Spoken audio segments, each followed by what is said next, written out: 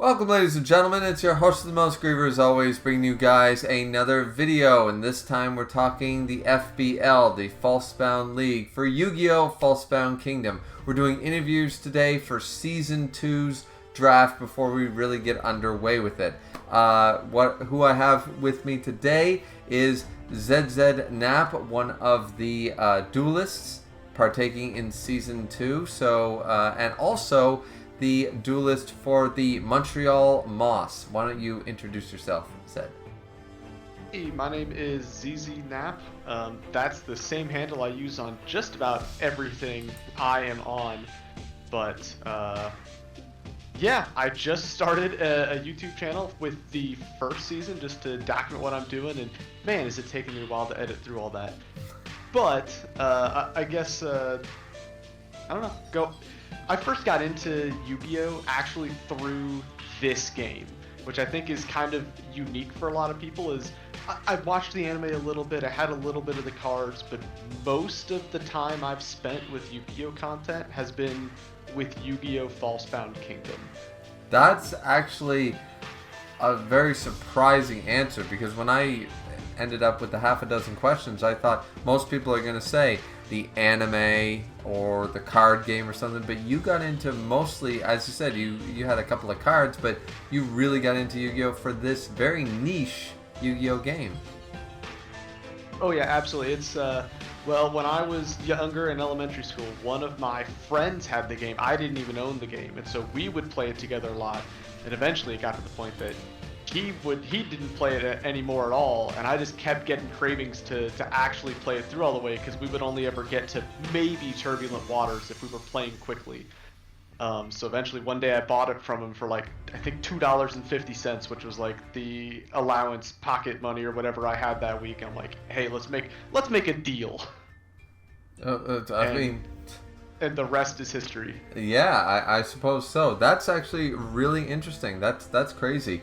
That being said, all right, so moving on to the next question is, how did you feel about your particular draft? How confident are you going into this? I'm not very confident at all. I'm looking at my monsters and who I picked, and I had a lot of fun with the draft. I think it's going to be a fun game to play through, but to anyone else who did see the draft, I drafted all of the bugs except for Dungeon Worm.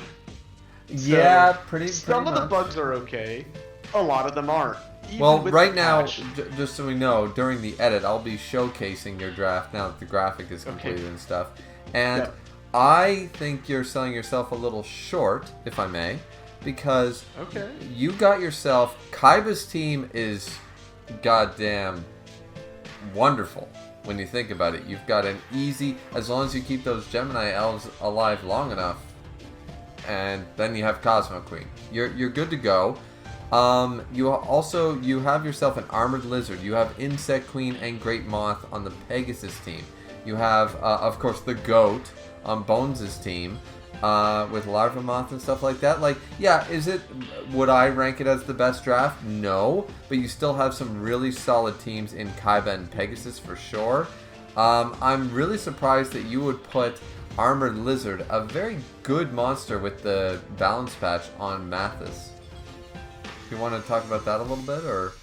I mean, when I was trying to organize, so when I was drafting, my thought process was really, I knew I wanted to go in on the bug theme because it's kind of funny and it fits the whole Larva Moth thing that happened in the previous season. Yeah, sure. I also wanted to balance out, like, having access to magic and having access to good items. So Jinzo was great because I know that even though we might not get magic right away, shock shells are huge in preventing the enemies from using magic. So other than that, I just try to go back and forth between, all right, who's going to be a good support option, and then I have to choose a bug as my two picks for the draft, because I was always, in the last slot. Right. But then once it came time to actually like building the teams out of my chosen monsters, I just looked at how many missions everyone was in, and Martha Shishtar, I mean, they're in 9 missions, which isn't a whole lot, but it's not an insignificant amount, so... True.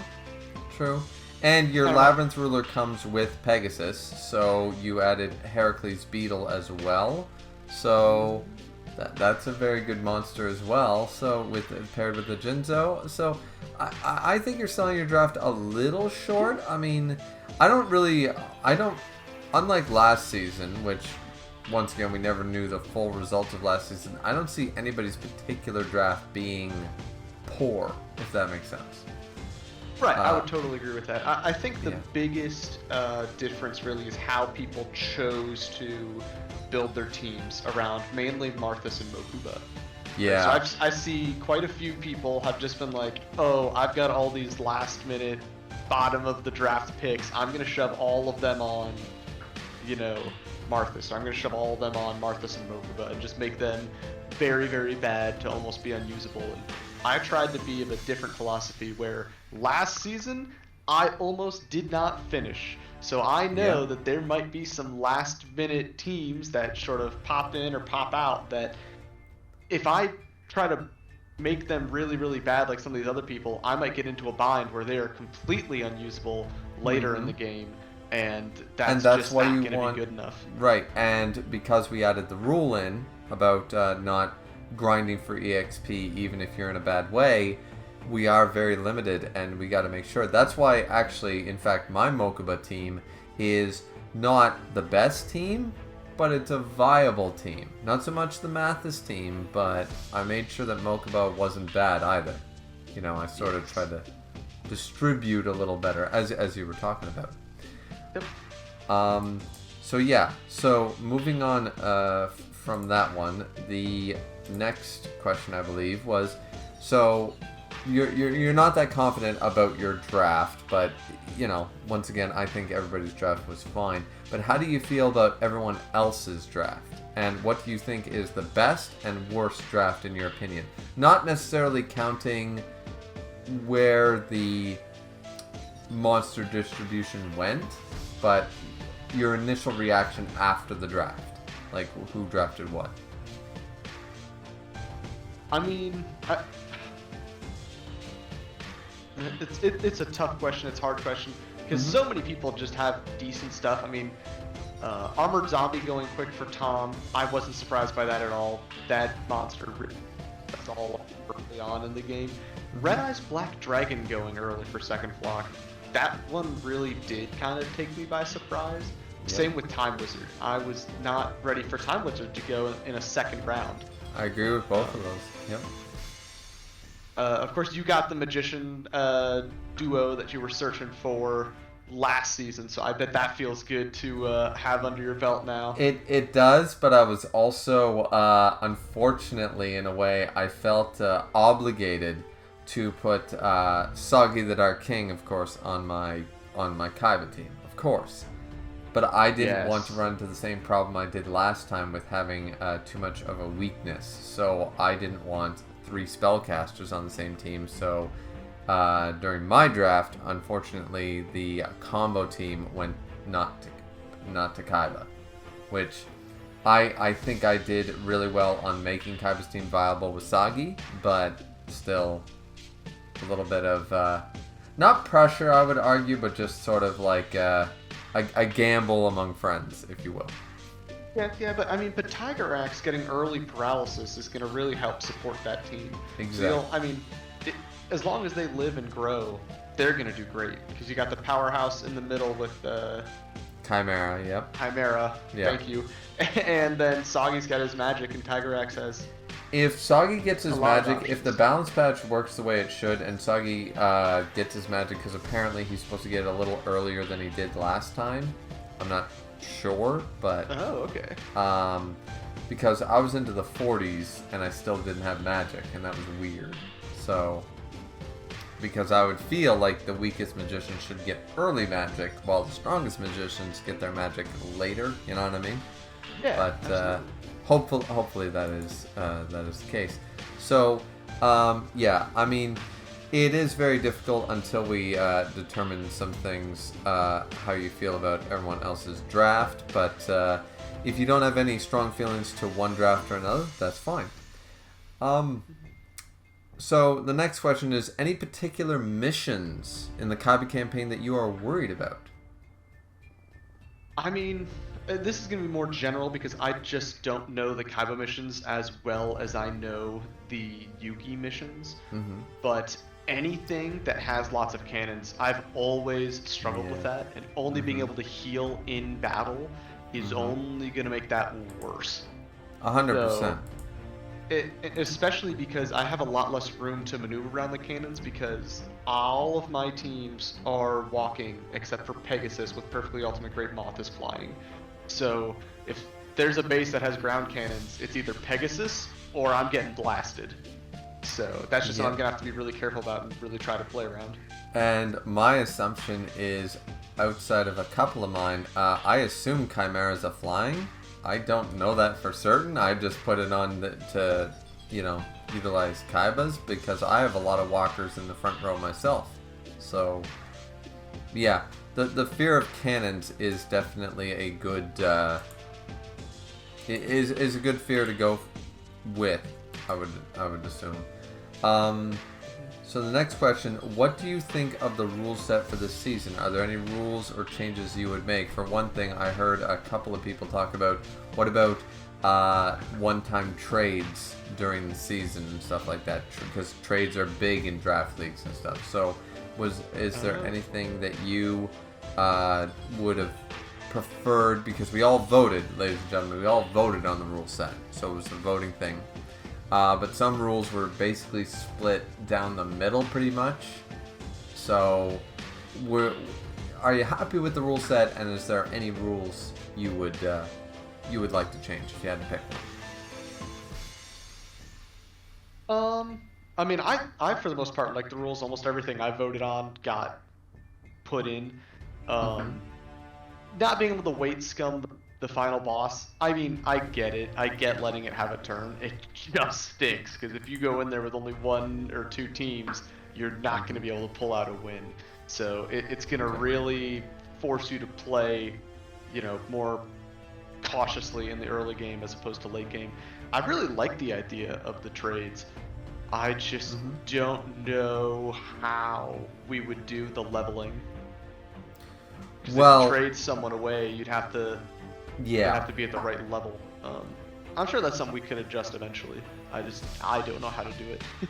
Yeah, the idea, I suppose, would be when it was first mentioned, would be we would have it up until halfway through the campaign. You can't make trades in the later half, right? You can only trade within the first, like if there's 18 missions, you can only trade in the first 9, and you can only do it one time with one player who agrees. And then the idea of that mission would then spark the idea of, once again, as you said, well, what about levels? What about items? What about that crap? You know what I mean? So, and how would we implement it? How would we randomly add a monster that's level 31 while the version in my game is only level 1? Right? Right. So... so the implications are a little more difficult than, say, a Pokemon or a Digimon league, so to speak. But anyway, it was brought up. Built-in trading. Exactly. So, but either way, now I guess for the last question is question number 6 is, if you could have one monster you did not get in the draft, which one would you choose?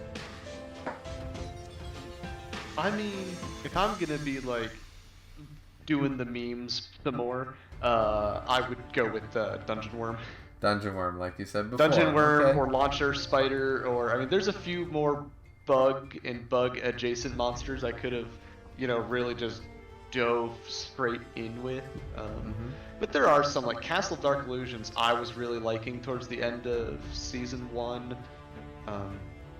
But I mean, part of me also wanted to go out and try some other stuff that I didn't get to use as much before, and that's kind of why I chose Millennium Golem. I haven't really ever used that one. Same with Sea King Dragon.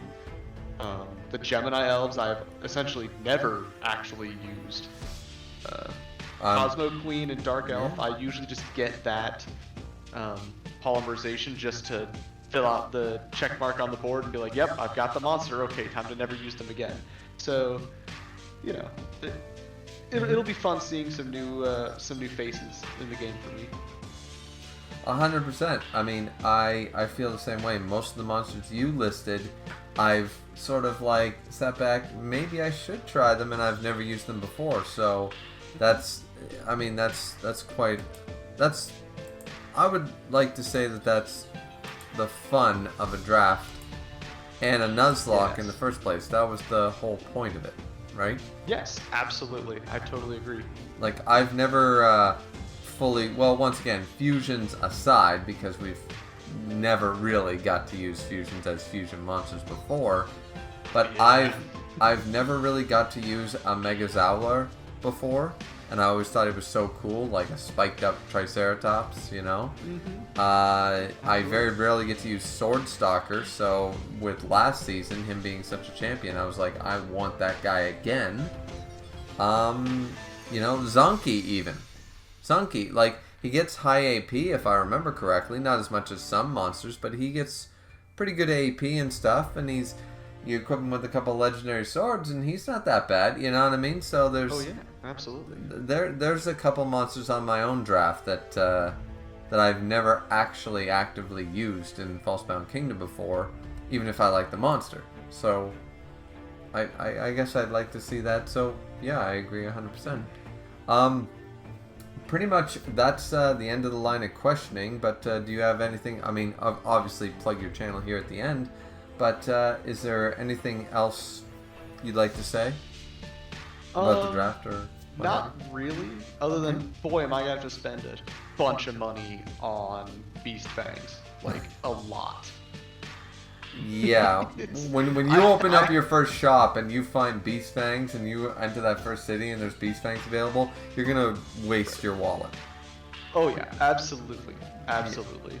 So, and I'm going to hope we can get some good magic out of the mission rewards again, because that stuff is also very expensive. But yeah, like last time I bought a Raigeki that I never got to use, so meh. But yeah, it was expensive and stuff. But I do like that. I like the fact that everything's available in the trader and stuff like that.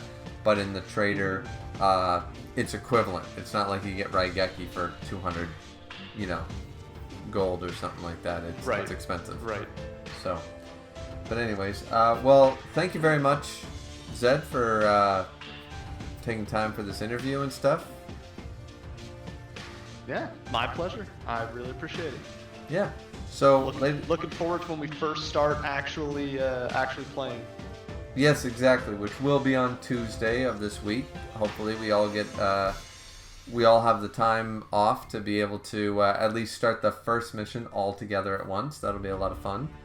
But yeah. So, ladies and gentlemen, that was ZZNap of your Montreal Moths of the FBL League. Don't forget to like, comment, and subscribe as always, and we will see you guys back here next time for another interview. And if not, there'll be a weekly update because you never know when these interviews are going to end up being edited and come out. But once again, thank you to ZZNap, and we'll see you all back here next time. Looking forward to it. Hope you guys are too. Have a good one. Bye, YouTube.